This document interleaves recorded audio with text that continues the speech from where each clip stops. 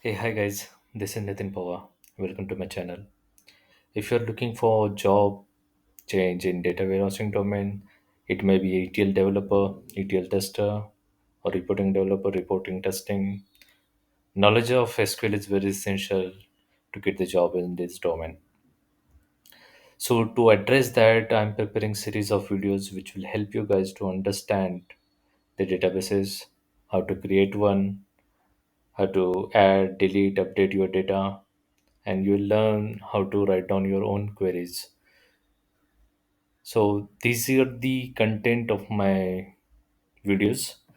So in start, I'll give you the introduction about the SQL, give you the overview of the RDMS systems, what are the different type of conversions, data types are available and their conversions, working with the nulls, what are the different type of keys available, how to use those, different type of SQL statements. Then we'll cover the table management. In that, we'll cover how to create, update, delete your data.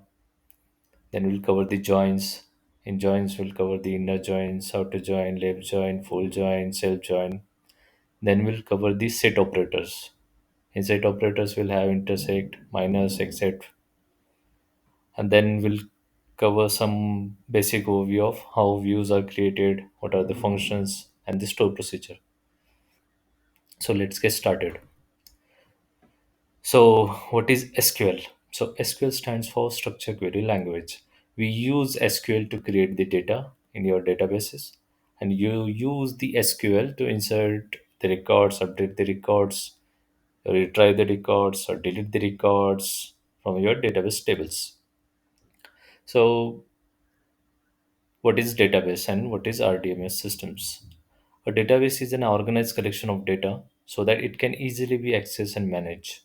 You can organize data into table, rows, columns, indexes, and indexes will help you to retrieve the data faster. So, what is RDBMS then? RDBMS is a software that is used to store, manage, query, retrieve the data stored in your relational databases, and which system, what software allows you to perform all this operation is called Relational Database Management System. So RDMS provides you an interface between user and the applications. The application might be like in the background databases, how the exactly data gets stores and other things. That kind of interface is provided by the RDMS. It will give you as administrative functions for managing, storing, who will access you, the grant permissions and other things. So this is the overview of what database is and what are the RDMS system. So to design your database, you should know about the what are the different types available for you while like declaring those data types for your fields. So we have exact numeric, approximate numeric, character data types, date time data types, binary, and other. So in that we have different types also. So in exact numeric, you have tiny integer, small integer, integer, big integer, bit, decimal, numeric, money, small money. So what tiny int is? So like suppose your values are from 0 to 225 only, then that is come under tiny int.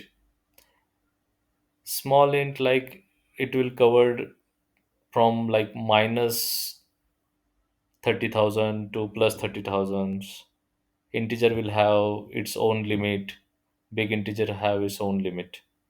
Similar way, float and real. Float is something like after decimal, your like 8 digits are there. Your like floating percentage and other things are there. So we consider that float. Real is a number where like you know that counting is unlimited. Like you cannot count the numbers. So if you want how computer will know that this number is real or not, it's not countable, so that kind of data type is real, whereas computer knows that it's a real data type, so it's not countable. Then we'll have characters, a fixed length character values, a variable length character values, then you can text. In date time we'll have date, time, Date time, so in date we'll have generally date. In time you will say specify hour, minute, seconds. In date time you can specify both the dates and times. In binary, zeros and ones, you can store images. And other data types are cursor. Cursor is something like a temporary space where like all the calculative fields of the SQL happens. Then we'll have table timestamp. Timestamp will have the limit, so knows the limit and other things before you'll use any data type. Firstly, know about your data, what kind of data it is, how many bytes or how many digits you need to store it. So based on that, you can design your own data types. So these are the different data types available for you. Then suppose you want to convert some data types. So there are two ways. One is implicit conversion and one is explicit conversion. So implicit conversion happens behind the door. So means is not visible to the users. As compatible data types can be automatically converted by the RDBMS system. Then second one is explicit conversion where users they can convert the data type. So some of the examples here are shown. So cast is one. So if you want to convert any data type with different data type, so here we are converting monetary to the varchar. So you can when you fire this query, you'll get the output of variable length 157.27. Second is convert. So what convert will do? Convert the given value to the integer. So this is in the decimal format so that it will convert into the integer format. Then you can use the parse. What parse will do, whatever the given input string is there, it will convert into the date time. So as I mentioned, date time is like where date is also given and you have mentioned the hour seconds also, hour minute seconds also. So if you provide this, it will convert this into the date particular date format. So 2011 October and then date. And the hours are like nothing is given over here. So hence we got 000. Then we have str functions. So this function, what it will do, it will have the input value, then it will have the length till what length the output should be displayed, and the number of decimal places. So here we are saying that till the two decimal places we want the string. So we have 476. So that 76 is converted into like it's more than 5, right? The 6 digits. So that's why it converted into the next digit. So it will be 76 will be become 80. But we want only till the two decimal places. Hence 480 will become 48. So 185.48. So these are the different type of like conversions that you can convert your data.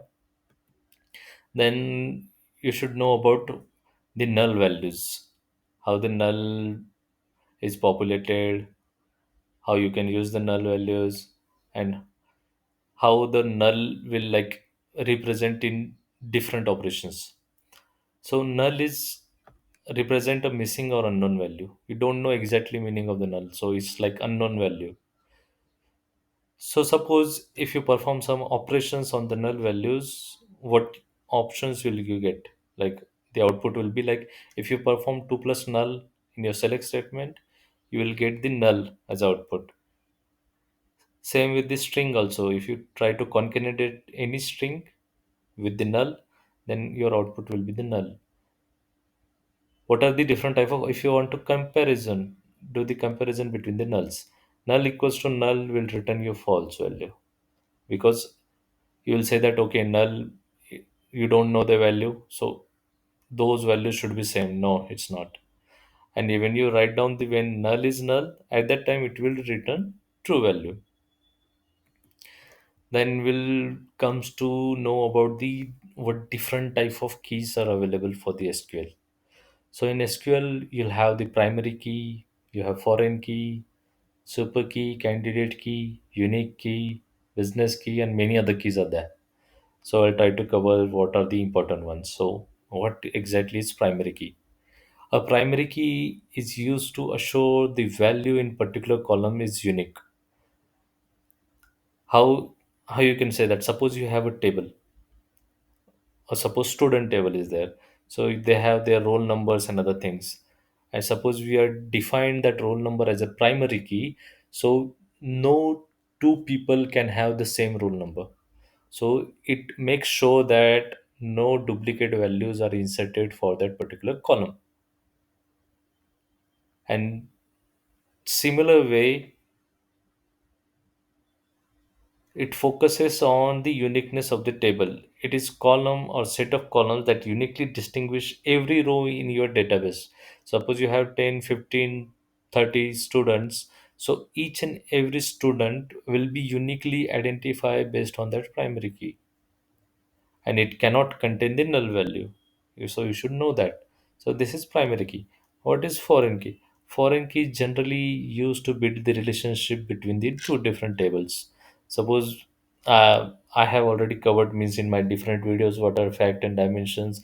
So in that, like if you want to have a relation between two or more tables, how you can do that? For one table's primary key, if you copy means if you populate that primary key into the different table, so that will act as a foreign key for that table. It will be a primary key for one table but foreign key for other tables. So that way you can have a relationship between the two tables. You can collect means you can interact with these two different tables. You can retrieve the data based on your conditions and other things. So that is foreign key. What is super key? Super key is something that which is a subset of different keys from which you can uniquely identify a row in a table. So that, consider that you have primary key also and you have one more key. Suppose it's enrollment number. Student key like roll number is there plus enrollment number is also there. So based on these two key also you can identify each and every student in a table, and those are unique. So you can combination of these two you can consider as a super key. Similar way, candidate key is also set of more fields. So you say that super key, candidate key, unique key, similarity is there, but only some of the differences are there.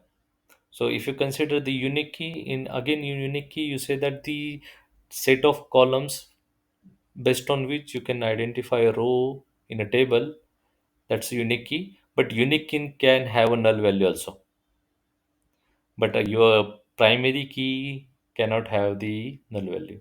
So those are the differences. Otherwise candidate key also the key where set of fields columns that can identify records in a table, that and each candidate key can work as a primary key also individually, as I given the example of like enrollment number and roll number. Based on roll number also you can identify a record, and based of enrollment number also you can identify a record. So these are the different type of SQL keys available. Then sometimes you should understand the difference between primary key and the foreign key. So what exactly the primary key, what exactly the foreign key? A primary key generally focuses on the uniqueness of the table. It assures that value in the specific column is unique. It cannot accept the null values. While foreign key is generally used to build a relationship between the two tables. Table allows only one primary key. In any table you cannot have two primary keys. Only one table, one primary key is allowed. But in other ways, table can allow more than one foreign key. You can have multiple foreign keys in a table. Primary key does not allow null values. Foreign key accept multiple null values. It can identify record uniquely in the database table. Foreign key field in the table, that is primary key in another table, and that is also uniquely identify the records. In the primary key, the value cannot be removed from the parent table. In foreign key, the value can be deleted from the child table. It is restricted and completely defined on the temporary table. And for foreign key, its restriction cannot be defined on the global or the local temporary tables. So these are the some of the differences between the primary key and foreign key. Now we'll come to for what are these statements, like different data manipulation language, data definition language, and data control language. So we'll go in details about that also. Firstly, know that what is data manipulation language. So using these set of operators or like statements, you can manipulate your data. Like select, suppose you have 100 records, you can select 10 also, you can select 5 also. So you can manipulate with the data. You can insert statement will help you to insert the data in your table. Update will help you to update any existing records, or delete, it will help you to remove any record. So these type of statements comes under data manipulation language. Then we'll have data definition language. In data definition language, you have create statement where you can create the table. You have alter statement where you can alter the table definitions, where suppose previously you, while defining the data type, you selected the character, now you want it to the varchar or nvarchar or float or any other data types, then you can do that. In drop statement, you can drop any tables. Then we have the data control language. In this, to grant the role or to revoke the roles or to deny the permissions on the databases, those kind of operations can be performed using the DCL language. So select statement. So how basic select statement will be, you'll have your select, then you have your column names, what are the columns you want to get select. Then we'll have the from is somewhere from which table you want, so from, then your table name. Then we'll have the where, in where you can specify the conditions based on which your data should get retrieved and get selected. Then you can have a group by also. So based on the group by function, suppose you want to aggregate some other things based on the class or based on the divisions, those things you can perform by group by. Then you'll have the having, which will filters the predicate. And then you'll have the order by. Order by will display the data based on your ordering sequence. Suppose you want to display the roll number by ascending or descending, then you can do that. So this is, and more importantly, whenever you're working on the SQLs, so you should know the order of executions. Like if you fire any query in your database, in which order that query get executed. So in this case, the from will be the first one, from which your this from will execute first. Then where will get execute. Then you'll have your group by. Then you'll have your having. Then the your select and then order by. So you should remember the order of the sequence from which your data get, your SQL query get executed, because sometimes people will ask you the questions like, do you know that in which order the SQL query get executed? So from is the first one, then where conditions, then group by, having, then select, and then the order by will happen. So what is select statement? So select statement is nothing but where you're selecting the columns, selecting the data fields from a table.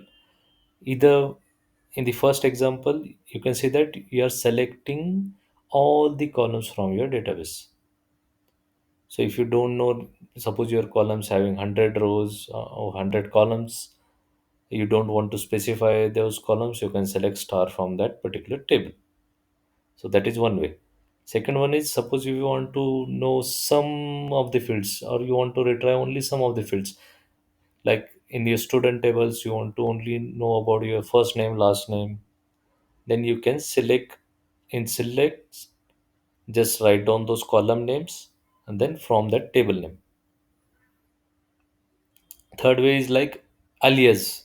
So if you want to give some alias to any other name, so if in this example, in the third example, you can see that the list price will have some multiplication like zero point 0.9, and you want this calculation to be displayed as a sale price. So this sale price is, you see, as is there. So this as is like, is making this calculation as alias and populating it is as sale price. So whenever you fire this query, you will get name as product. So product will be displayed and sale price will be displayed only. So these are the way you can fire your select statement. Okay, expression and alias. Then we'll have different options available, like in select, what are the different aggregate functions you can use it. So sum is one, where if you want to sum up all the like particular columns and display the value, so you can use that sum function. So in select, you use this sum and then you define the column name, so it will give you the sum of that all columns. Max mean is like maximum number available in that particular column. It will give you the maximum value for that column name. Minimum, data with the minimum value for the column one will be displayed. Average, it will do the average for based on all the values present in that column one. Count will give you the number of records which are present in that table for that particular column.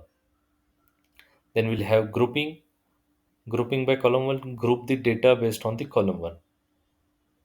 The order, it will by default like ascending order will be there, but if you want to retrieve the data or display the data based on descending order, then specifically you have to specify DESC at the end. Then filtering, like where you can provide the conditions, like where roll number equals to 1, or like where suppose that particular table will have the marks also, so marks is greater than 50, greater than 60, that kind of condition you can also provide, and you can filter out your data.